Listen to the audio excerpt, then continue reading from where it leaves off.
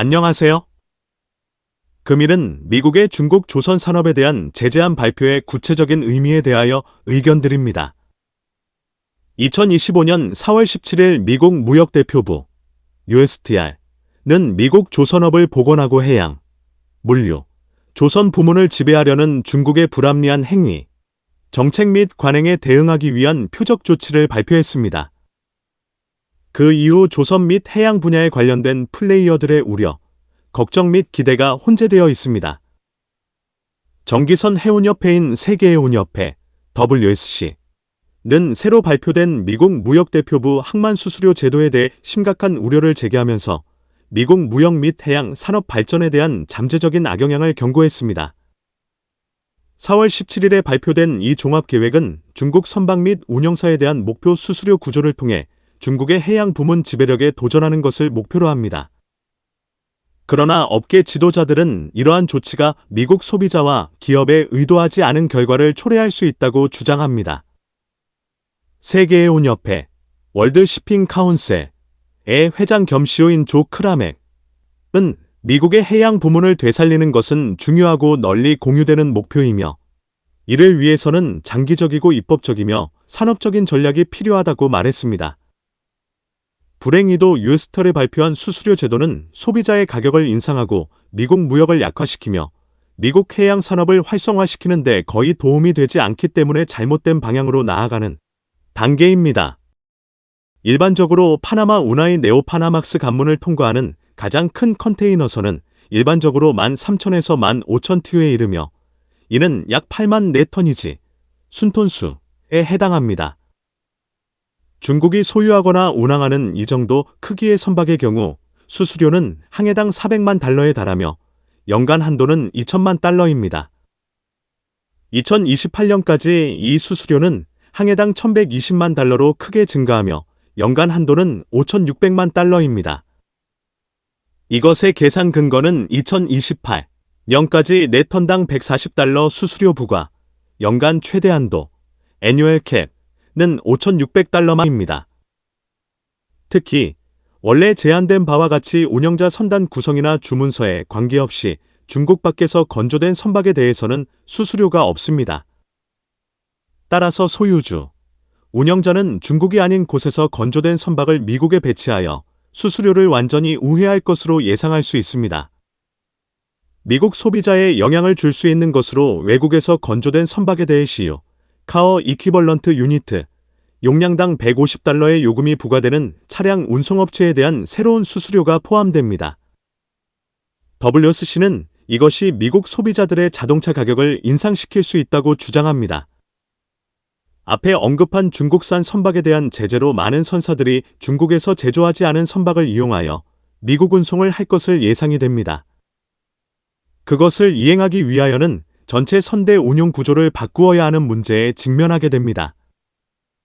최근 몇 년간 많은 선박을 중국에서 건조를 하였기 때문에 중국산을 제외한 선박이 얼마나 될지는 의문이며 그 외의 선박은 노후화되어 최신 선박을 찾는 것에는 어려움이 있을 것입니다. 일각에서는 중국산 선박 제재로 한국 조선소로 발주 물량이 전환될 것이라 예측이 있을 수 있습니다. 한국 조선소는 수년 동안 생산 규모를 축소한 결과로 선박을 생산할 건조 슬롯이 부족한 것이 현실입니다. 또한 한국으로 선박 건조 물량이 이전된다면 성가는 상승할 것이 자명한 것입니다. 성가 상승은 물류 비용의 상승으로 이어질 것이며 그것은 고스란히 미국 소비자 및 수출업체에 큰 영향을 줄 것입니다. 이 같은 복잡한 시장 변화로 한국 조선소에 미치는 영향을 단기 및 장기로 나누어 살펴보겠습니다. 전달드리는 의견은 저의 개인적인 분석일 뿐임을 알려드립니다. 첫째는 중국산 선박 제재에 따른 단기적인 한국 조선소에 미치는 영향은 긍정적입니다. 미국에 기항하는 중국 선박 소유자와 운영자에 대해 수수료가 시행되므로 미국 시장을 겨냥하는 선주들이 중국 조선소 대신 한국이나 일본, 유럽 조선소에 발주할 가능성이 높아졌습니다. 특히 고부가 가치 선박인 렌즈 운반선, 초대형 컨테이너 운반선 부문에서는 이미 한국 조선소들이 기술력에서 앞서기 때문에 자연스럽게 수혜를 볼 수 있습니다. 벌크선, 자동차 운반선 등은 이미 한국조선소가 건조를 하지 않기 때문에 선사들 입장에서는 대안이 없는 것이 현실입니다. 둘째는 중국산 선박 제재에 따른 장기적으로 한국조선소에 미치는 영향은 부정적일 수 있습니다. 미국이 단순히 중국 견제만이 아니라 생산 거점을 아시아에서 미국으로 옮기려는 더 큰 전략을 갖고 있을 가능성도 배제할 수 없습니다. 이 같은 예상을 하는 근거로는 바이든 행정부 시절 미국 제조업 부활을 최우선 국정과제로 추진을 하여 2022년 IPR, 인플레이션 감축법, 칩스법을 통해 반도체, 배터리, 전기차는 이미 미국으로 끌어들이고 있습니다. 이 같은 미국의 기조는 트럼프 정부로 바뀐 지금 더욱 강화되고 있음에 조선, 해운 쪽까지 확대될 가능성이 큰 것입니다. 미국 정부의 생각이 무엇이 생각하여 본다면 미 정부가 미국 내 조선 산업 재건을 위해 대규모 인센티브, 보조금, 세제 혜택을 주고 한국 조선소들에게 미국 현지 생산, 법인 설립이나 합작 조선소 건설을 유도한다면 이는 결국 한국 조선업의 공급망 미국화로 이어질 수 있다고 판단한 것이 아닌가 싶습니다.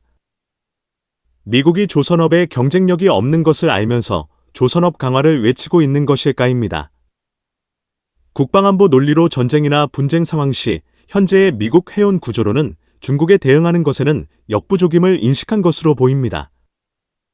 항공모함을 제외한 다른 함정 등 규모 및 연식에서 크게 앞서지 못하고 앞으로 중국의 군비 증강으로 추월을 당할 것이 자명한 사실인 것입니다. 또한 경제 주도권 측면에서 해운 화물류 조선이 중국에 너무 의존되면 경제 주권이 위협받는다고 판단한 것일 수 있습니다. 현재 미국산 선박으로 수출하는 경우는 거의 없으며 대부분이 중국산 선박이 미국 해운 및 물류를 책임지고 있다는 것입니다. 이것에 대한 의존도를 낮추는 것이 시급하다고 판단한 것입니다. 다음은 트럼프 정부에 부합하지 않는 것처럼 보이는 것입니다. 친환경 규제 대응으로 앞으로 탄소 중립 시대에는 선박 건조 기준이 엄청 까다로워지는데 이를 미국 기술로 주도하고 싶어 하는 것이 아닌가 싶습니다. 트럼프 정부는 탄소 중립 시대의 선박 규제 자체에는 큰 관심이 없다는 것입니다. 다만 미국 기술 패권을 강화하는 방향으로는 관심이 있습니다. 즉, 트럼프 쪽은 환경 보호 때문에 규제를 주도하려는 게 아니라 미국 기술, 산업의 주도권을 가져오기 위해 필요한 경우에만 친환경 규제를 활용하려는 것이 아닐까 싶습니다. 트럼프 측 캠프 2024년 주요 공약 초안에 언급된 듯이 미국 에너지 산업 부흥, 전통 산업 규제 완화, 제조업 리쇼어링, 자국 회귀를 최우선 과제로 삼는다.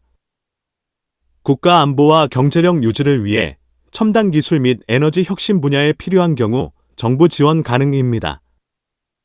이것을 해석하여 보면 친환경 규제는 억제하겠지만 기술 및 산업 경쟁력 확보를 위해 친환경 기술 분야를 선택적으로 키우는 전략을 취할 가능성이 있다고 해석할 수 있습니다. 미국의 조선, 해운 분야에 숨어있는 의도를 파악하는 것이 중요합니다. 한국 조선소는 미국 조선업을 복원하고 해양, 물류, 조선 부문을 지배하려는 중국의 불합리한 행위, 정책 및 관행에 대응하기 위한 표적 조치를 발표에 따른 대응 방향을 면밀히 준비하여야 할 것입니다. 3에서 5년 단기적으로는 한국 조선업이 수혜를 받을 것입니다. 하지만 5에서 10년 장기적으로는 미국 현지화 압박과 기술 유출 리스크에 주의해야 합니다. 한국 조선업계는 미국 수주를 늘리되 현지 생산은 제한적으로 하고 기술력과 본사 기능은 한국에 고착시키는 전략을 병행해야 살아남을 수 있다는 결론에 도달하는 것입니다. 선박, 해양 관련 산업 및 기술에 대한 궁금한 점이 있는 분들은 아래의 카페로 방문을 하시면 많은 정보와 도움을 받으실 수 있을 것으로 생각합니다. 감사합니다.